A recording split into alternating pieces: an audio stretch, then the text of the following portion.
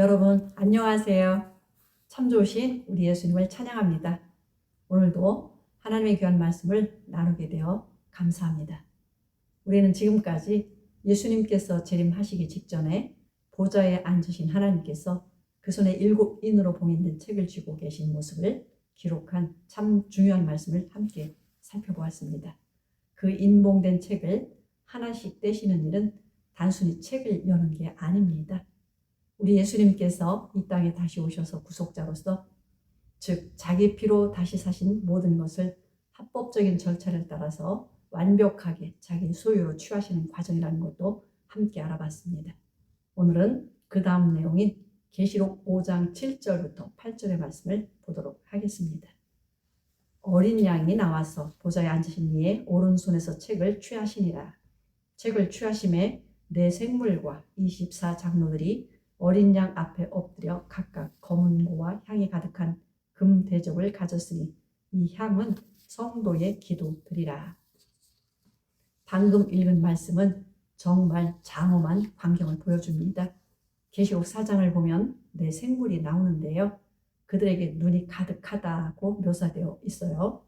눈들이 가득하다는 묘사는 바로 하나님의 형상으로서 사람이신 그리스도 안에 하나님의 모든 지식과 지혜의 충만함이 가득하다는 것을 아주 생생하게 묘사한 것입니다. 그런데 오늘 본문인 계시록 5장 6절과 7절을 보시면 그네 생물과 24장로들 사이에 사도 요한이 간절하게 찾았던 어린 양이 나타나셨습니다. 우리가 꼭 기억해야 할 것이 있어요. 우리 예수 그리스도는 사자이시고 소이시며 사람이시고 독수리이실 뿐만 아니라 동시에 어린 양이십니다. 여러분, 이 어린 양이야말로 만유 구속의 가장 핵심 중의 핵심입니다. 예수님께서는 완전한 사람으로서 이 땅에 오셔서 내 생물과 같은 모든 역할을 완벽하게 하셨습니다. 그뿐만 아니라 친히 자기의 소중한 생명을 아낌없이 내어주신 구속자가 되셨습니다. 그러니 구속의 인을 떼시기에 합당한 분이심을 온 우주 앞에 스스로 증명해 보이신 것입니다. 사도 바울도 로마서 8장 19절부터 23절에 아주 귀한 말씀을 기록했는데요. 바로 이 구속자, 즉 어린 양이 등장하시기를 거듭난 성도들 뿐만 아니라 이 세상의 모든 피조물이 함께 탄식하고 함께 고통을 견디면서 간절히 기다려 왔다고 분명하게 증거하고 있어요. 하나님의 맏아들이신 예수님과 또 그분으로 인해 거듭난 수많은 아들들이 마침내 나타나고 이 땅의 천년 왕국이 멋지게 도래할 때, 그때 모든 피조물이 누리게 될 평화가 과연 어떠할지 하나님께서는 일찍이 이사야 선지자를 통해서 아름답게 예언하시고 약속해 주셨습니다. 그 예언의 말씀인 이사야 11장 6절부터 8절의 말씀을 보도록 하겠습니다. 그때에 이리가 어린 양과 함께 거하며 표범이 어린 염소와 함께 누우며 송아지와 어린 사자와 살찐 짐승이 함께 있어 어린 아이에게 끌리며 암소와 곰이 함께 먹으며 그것들의 새끼가 함께 엎드리며 사자가 소처럼 풀을 먹을 것이며 젖 먹는 아이가 독사의 구멍에서 장난하며 젖된 어린아이가 독사의 굴에 손을 넣을 것이라. 이사야서 말씀대로 정말 상상만 해도 가슴 벅찬 평화의 시대가 곧 올 것입니다. 예수님께서는 하나님의 아들들이 이 땅에서 천년 동안 왕노타기 전에 지금까지 이 세상의 임금으로 군림하며 우리를 괴롭혔던 사단 마귀를 천년 동안 깊은 무적행에 가두는 일입니다. 그리고 천년이 지난 후에는 무적행에서 사단 마귀를 끌어내어 영원히 타오르는 불못에 던져 넣으셔서 영벌을 받게 하신다고 말씀하셨습니다. 그뿐만 아닙니다. 지금도 모든 죄인들 위해서 무섭게 왕노릇하고 있는 죄와 사망 그리고 음부까지도 모두 영원히 불못에 던져 넣으시는 마지막 대심판을 행하신다고 하셨어요. 이사야 선지자는 맏아들이신 그리스도와 또 그분의 피로 구원받아 왕같은 제사장이 된 부활 성도들이 천년 동안 이 땅을 다스릴 뿐만 아니라 그 천년 왕국에 이어서 영원히 펼쳐질 새하늘과 새 땅까지도 영원 무궁토록 다스릴 것이라고 예언했습니다. 이사야 65장 17절에서 20절 말씀을 보겠습니다. 보라, 내가 새하늘과 새 땅을 창조하나니 이전 것은 기억되거나 마음에 생각나지 아니할 것이라. 너희는 나의 창조하는 것을 인하여 영원히 기뻐하며 즐거워할지니라. 보라, 내가 예루살렘으로 즐거움을 창조하며 그 백성으로 기쁨을 삼고 내가 예루살렘을 즐거워하며 나의 백성을 기뻐하리니 우는 소리와 부르짖는 소리가 그 가운데서 다시는 들리지 아니할 것이며 거기는 날수가 많지 못하여 죽는 유아와 수완이 차지 못한 노인이 다시는 없을 것이라. 곧 100세에 죽는 자가 알겠고 100세 못 되어 죽는 자는 저주받은 것이리라. 맏아들로서 죄와 사망을 영원히 이기신 예수님과 또 거듭난 수많은 아들들이 1000년 동안 세상을 다스릴 때 그때 혈육을 입고 그 나라에 들어간 사람들은 나무의 수명보다 훨씬 더 장수하며 번성할 것입니다.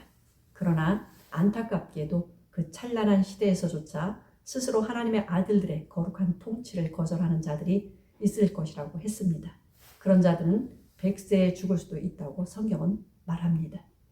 1000년이 차서 무적행에서 잠시 다시 풀려난 마귀가 곡과 마곡의 백성들을 미혹해서 마지막으로 시험할 텐데요. 이때 끝까지 마귀의 시험을 이겨낸 승리자들은 영원한 새하늘과 새 땅에 들어가게 됩니다. 하나님께서 창조하신 모든 별을 에덴 낙원처럼 만들어가며 영원히 번성하며 살게 될 것입니다.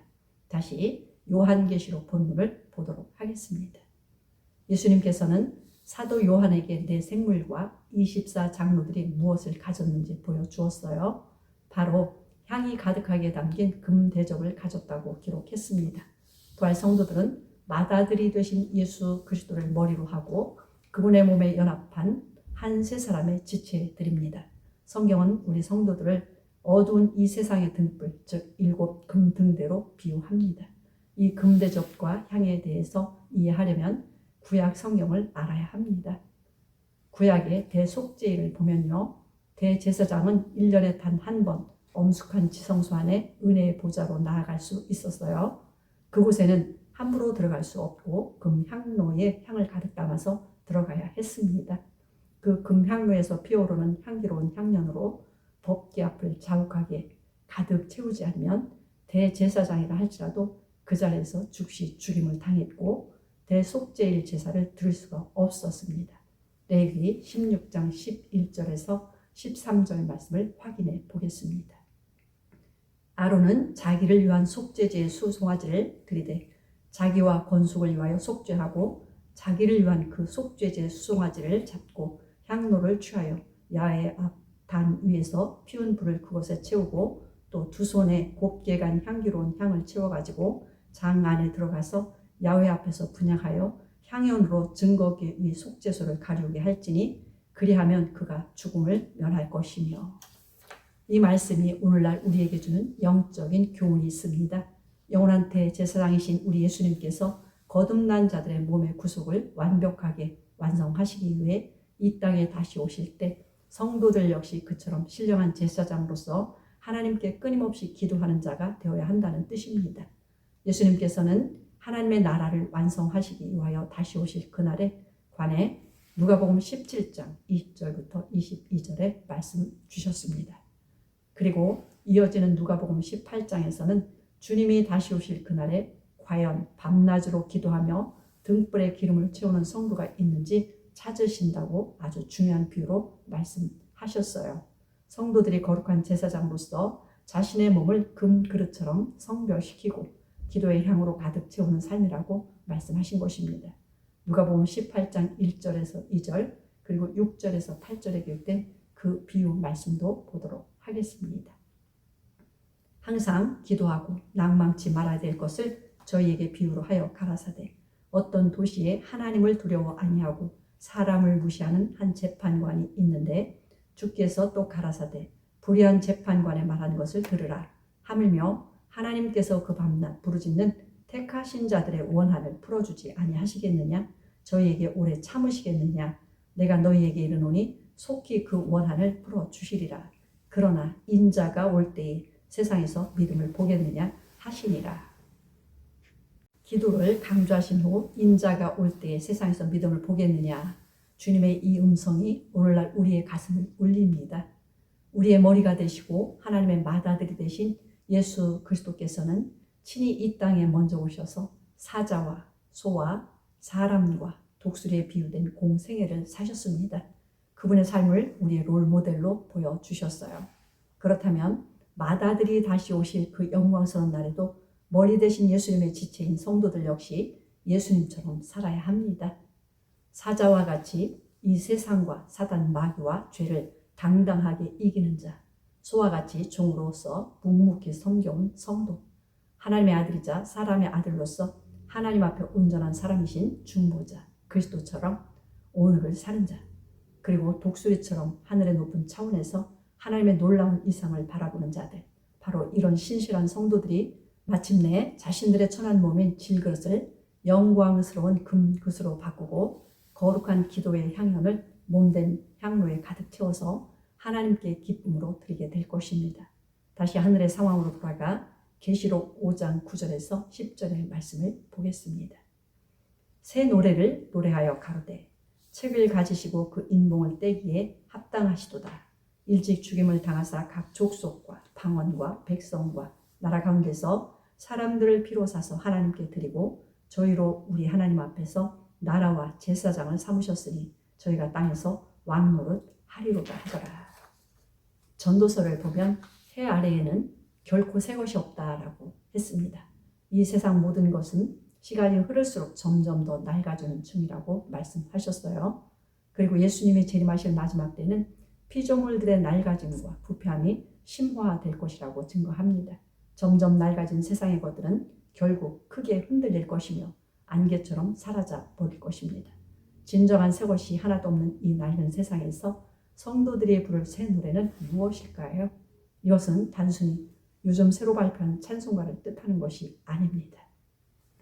예수 그리스도 안에서 완전히 새 사람이 된 성도들이 영원히 변치 않는 새하늘, 새로운 땅을 바라보며 가슴 벅차게 힘껏 부르는 영원한 새 찬양입니다. 이 죄악된 세상 속에서 저 높은 하늘에 새 예루살렘 성을 향해 묵묵히 나그네 길을 걷는 거듭난 성도들은 하늘에 속한 나라, 즉 하나님이 다스리는 하나님의 나라가 되는 것입니다. 한 왕국을 온전하게 세우려면 세 가지가 있어야 하는데요. 바로 왕과 다스릴 백성과 영토입니다. 주 하나님이신 우리 예수님은 하늘나라의 영원 무궁한 왕이시며 거듭난 성도들의 속사람은 바로 그 황제에 귀한 백성, 하나님의 제사장이 된 것입니다. 과거 티끌과 먼지에 불과했던 자들이었지만 티끌에서 나와 부활한 성도들의 몸은 저 하늘의 천사들조차 눈이 부셔 바라보지 못할 만큼 영광이 찬란한 맏아들의 몸과 같은 형상으로 변화될 것입니다. 전에 대천사장이 오르려다 실패한 가장 높은 참 하늘이 있습니다. 그러나 부활한 성도들의 몸은 만유를 발 아래 둘 수 있는 그 셋째 하늘에 올라 신령하고 거룩한 하늘나라 영토가 될 것입니다. 이것으로 하늘나라, 하나님의 나라의 세 가지 조건이 완벽하게 이루어지는 것입니다. 이제 마지막으로 사도 요한이 본 하늘의 그 장엄한 피날레 모습을 함께 보도록 하겠습니다. 계시록 5장 11절부터 14절까지의 말씀입니다. 내가 또 보고 들음에 보좌와 생물들과 장로들을 둘러선 많은 천사의 음성이 있으니 그 수가 만만이요 천천이라. 큰 음성으로 가로되 죽임을 당하신 어린 양이 능력과 부와 지혜와 힘과 존귀와 영광과 찬송을 받으시기에 합당하도다 하더라. 내가 또 들으니 하늘 위에와 땅 위에와 땅 아래와 바다 위에와 또 그 가운데 모든 만물이 가로되 보좌에 앉으신 이와 어린 양에게 찬송과 존귀와 영광과 능력을 세세토록 돌릴지어다 하니 내 생물이 가로되 아멘 하고 장로들은 엎드려 경배하더라. 예수님께서 사도 요한에게 보여주신 구속의 상황은 생물들과 사람들 영역뿐만 아니라 둘째 하늘의 수많은 천사에게까지 대상을 넓혀 펼쳐집니다. 지금까지 타락하지 않고 하나님께 순종한 모든 선한 천사들은 타락한 옛 대천사장과 그 사자들을 대항해 치열하게 싸워왔습니다. 하지만 마침내 하나님의 아들로서 영원한 제사장이고 또한 사람의 아들로서 어린 양이신 예수께서 그 모든 대적들을 영원히 심판하시기 위해 만왕의 왕으로 나타나셨습니다. 하늘의 거룩한 피조물인 천군 천사들 역시 극진한 찬양을 주 하나님과 어린 양이신 예수님께 돌리는 것을 보여주신 것입니다. 아멘. 우리 예수님을 찬양합니다. 감사합니다.